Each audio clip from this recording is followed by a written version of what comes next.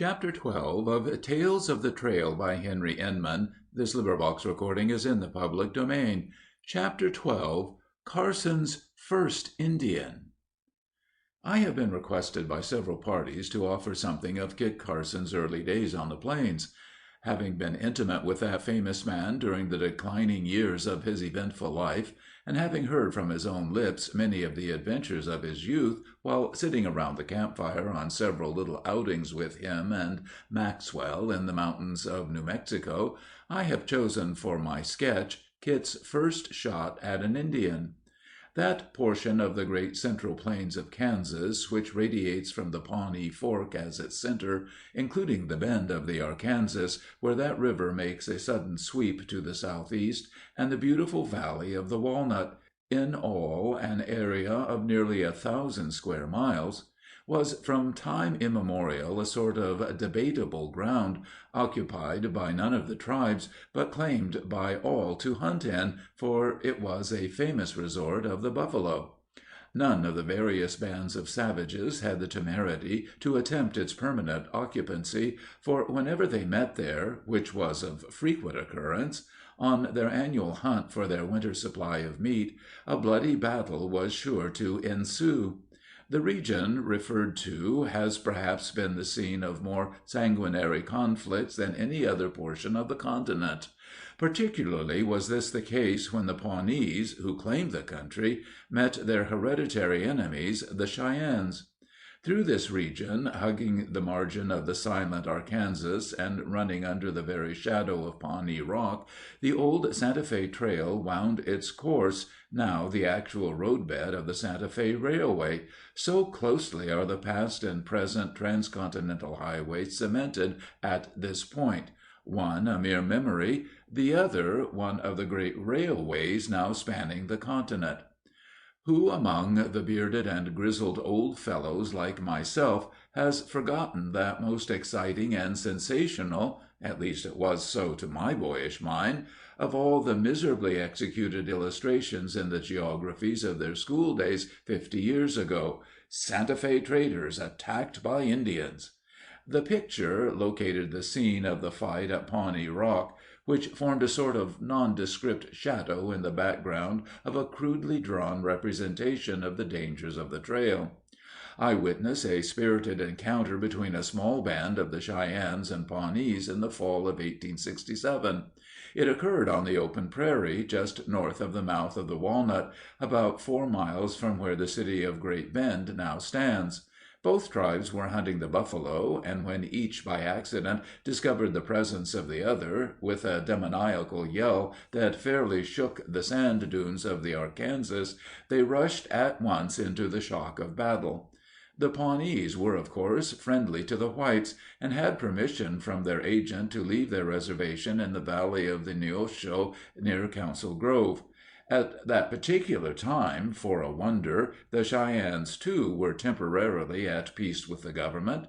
So I had nothing to do but passively witness the savage combat. Both bands of the savages soon exhausted their ammunition, and then the chiefs of the contending factions appealed to me most earnestly to supply them with more, of which there was plenty at Fort Zarah, only half a mile away. I was necessarily forced to remain neutral, but my sympathies were with the underdog in the fight, which happened to be the Cheyennes, whom the Pawnees drove off, disgraced and discomfited. That evening, in a grove of timber on the Walnut, the victors had a grand dance in which scalps, ears, and fingers of their enemy, suspended by strings to poles, were important accessories to their weird orgies around the huge campfires. How true it is, as Longfellow declares, the thoughts of youth are long, long thoughts. I remember that map in the geographies of 50 years ago, already referred to, on which was depicted the great American desert, over which I pored in the little log schoolhouse at the crossroads in the country near my home in one of the eastern states. How distinctly I remember seeing Bent's old fort marked on the western edge of the desert on that quaint map. Then, in the long, long thoughts of my boyhood's fancy, it seemed to me to be away out on the confines of another world, for then I had never been 30 miles away from the farm on which I was reared. I have slept under the old fort's hospitable roof many times since, but long before the era of railroads, where, gathered around its huge adobe fireplaces, up whose cavernous throats the yellow flames crackled and roared, were the mighty men of the Ute Nation, with Kit Carson, Lucien B. Maxwell, Bent, and other famous characters of the border, conversing in the beautiful but silent sign language that is so perfect in its symbolization. Of those who were present then, all but myself are long since dead, and the scenes of those days are only hidden pictures in the storehouses of my brain, to be called back in the quiet of the gloaming, with their host of accompanying pleasant memories of a shadowy past. In my boyhood days I honestly believe that Kit Carson was at least 8 feet tall, that he always dressed in the traditional buckskin, fringed at the seams, and beaded and porcupined all over; that he carried innumerable 11-inch bowie knives, his rifle of huge dimensions, so large and heavy that, like Warwick's sword, no ordinary man could even lift it. I believed his regular meal to be an entire buffalo, which he raised with both hands to his mouth and picked its immense bones as easily as the average mortal does a chicken's wing, and that he drank out of nothing smaller than a river. Boys, probably by the thousands, had the same long thoughts, for boy nature is the same everywhere. Kit Carson was really a man under the average height, rather delicate looking in physical make-up than otherwise, but in fact wiry and quick, though cautious, possessing nerves of steel, and an imperturbability in the moment of supreme danger that was marvelous to contemplate. He was fond of cards and horse racing, a famous rider in his younger days, having entered the lists in many a contest with the Indians, who were generally passionately devoted to trials of speed between rival ponies. I have myself seen, in the long ago, as many as 800 horses bet by contending bands, whose wealth was counted by the number of animals they possessed. Kit once, years before he became famous, fought a duel, mounted. He escaped with a bullet wound behind his left ear, the scar of which he carried to his grave, but he winged his equally youthful antagonist in the quarrel. Kit's nature was composed of the noblest of attributes. He was brave, but never reckless, like Custer; unselfish, a veritable exponent of Christian altruism, and as true to his friends as steel to the magnet.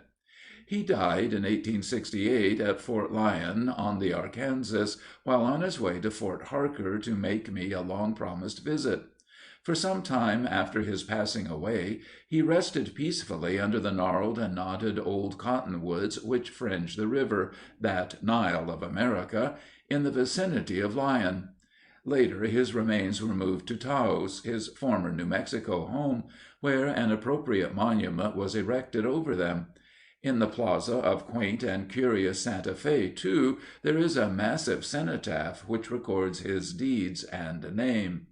Kit was born in Kentucky on the 20th of December, 1809. While a mere infant, his parents emigrated to what is now Howard County, Missouri, which at that early date was literally a howling wilderness filled with varmints of all kinds. There, as soon as he was big enough to lift a rifle, the old-fashioned patch-and-ball flintlock affair, the embryo great frontiersman began to hunt, and by the time he was 15 he became the most expert shot in the whole settlement. He could hit the eye of a squirrel every time he pulled the trigger, or it didn't count. At this period, however, his father apprenticed him to a saddler, with whom he worked faithfully for 2 years, spending all his leisure moments in the primitive forest, hunting bear, deer, and other large game that abounded there. In 2 years more, when Kit had reached the age of 17, the trade with Santa Fe began, with its initial point in the hamlet of Old Franklin, in Howard County, near where Kit lived, from which place it did not move to independence until 1836. In the late spring of 1826, Colonel St. Vrain, a prominent agent of the great fur companies, a grand old gentleman whom I knew intimately, arrived at Franklin and made preparations to fit out a large caravan destined for the far-off Rocky Mountains, loaded with goods to be used in trading with the Indians for the skins of the valuable fur-bearing animals of that remote and but little known region. Kit, as green as any boy of his age who had never been 20 miles from his home, was infatuated by the stories told by the old trappers of the colonel's outfit regarding the wonderful game in the land to which they were going, and he was easily persuaded to join the caravan in the capacity of hunter, his prowess with the rifle having reached the ears of the major domo of the train. Kit ran away from home, I suspect, though he never told me so. The expedition was composed of 26 mule wagons, some loose stock, and 42 men. In addition to his employment as hunter, young Kit was to help drive the extra animals, take his turn in standing guard, and make himself generally useful. The party marched wearily along, day after day, Kit proving his right to the reputation of being a mighty hunter, without any adventure worthy of recording, until they arrived at the Walnut, where they discovered the first signs of Indians.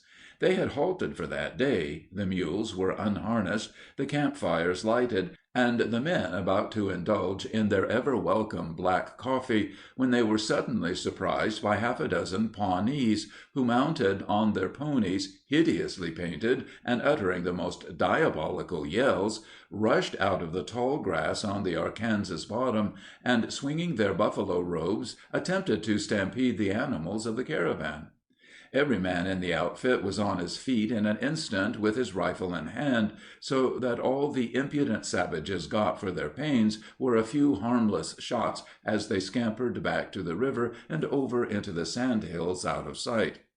The next night the caravan camped at the foot of Pawnee Rock, and, of course, after the experience of the afternoon before, every precaution was employed to prevent another surprise. The wagons were formed into a corral, so that the animals might be protected in the event of a prolonged fight with the savages. The guards were instructed to be doubly vigilant, and every man slept with his rifle on his arm, for the old colonel assured them the savages would never rest content with their defeat on the Walnut, but, true to their thieving propensities and their desire for revenge, would seize the first favorable opportunity to renew the attack. All this was a new and strange experience to young Carson, who had never before seen any Indians except a few friendly Shawnees and Osages. Of the methods and tactics of the wild plain tribes he literally knew nothing. When everything was arranged for the night, Kit was posted as a sentinel immediately in front of the south face of the rock, nearly 200 yards from the wagon corral. The other men who were on guard were posted on top and on the open prairie on either side. About 11:30, as near as he could guess, Kit told me, one of the guards yelled out "Indians!" and ran the mules that were grazing near into the corral, while the entire company turned out of their blankets on the report of a rifle on the midnight air coming from the direction of the rock. In a few minutes young Kit came running down toward the corral, where the men had collected, and Colonel St. Vrain asked him if he had seen any Indians. "Yes," replied Kit, "I killed one of the red devils. I saw him fall." There was no further disturbance that night. It proved to be a false alarm, so all who were not standing guard that night were soon peacefully sleeping again. The next morning, at the first streak of day, everyone was up and anxious to see young Carson's dead Indian. They went out en masse to the rock, when, instead of finding a painted Pawnee, they discovered Kit's riding mule dead, shot through the head.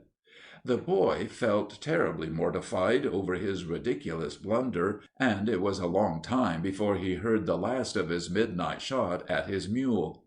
He explained to me the circumstances. He had not slept any the previous night, and he had watched so earnestly for a chance to kill a Pawnee that he supposed he must have fallen asleep leaning against the face of the rock. "But I was wide enough awake to hear the cry of Indians," said he. "I had picketed my mule about 20 steps from where I stood, and I suppose it had been lying down. All I know is that the first thing I saw after the alarm was something rising up out of the grass. I thought sure it was an Indian. I took aim and pulled the trigger. It was a center shot. I don't believe that mule kicked once after he was hit." In the morning, a few minutes after the men had returned from a visit to Kit's dead mule, a real battle commenced. The Pawnees attacked the camp in earnest, and kept the little outfit busy all that day, the next night, until the following night. Nearly 3 whole days, the animals all that time shut up in the corral without food or water. On the second midnight, the men harnessed up and attempted to drive out, but were driven back and had to give it up.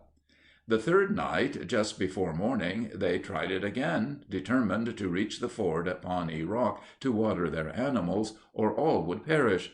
It was a little more than 10 miles distant from the rock, and is now within the corporate limits of Larned. They succeeded in keeping off the savages, and arrived at the ford in comparative safety. The trail at that point crossed the creek in the shape of a horseshoe, or rather, in consequence of a double bend in the stream as it debouches into the Arkansas, the road crossed it twice, as all who have traveled the old Santa Fe Trail in the early days will remember. In making this crooked passage, many of the wagons were badly wrecked in the creek, because the mules were terribly thirsty, and their drivers could not control them. The caravan was hardly strung out again on the opposite bank of the Pawnee, when the Indians poured a shower of arrows and a volley of bullets from both sides of the trail into the train. But before they could reload or draw their arrows, a desperate charge was made among them, headed by the colonel, and it took only a few minutes to clear out the savages, and then the caravan moved on.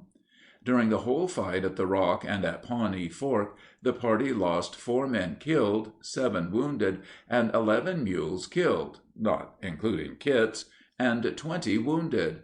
From this fight, Kit said Pawnee Rock was named. End of chapter 12.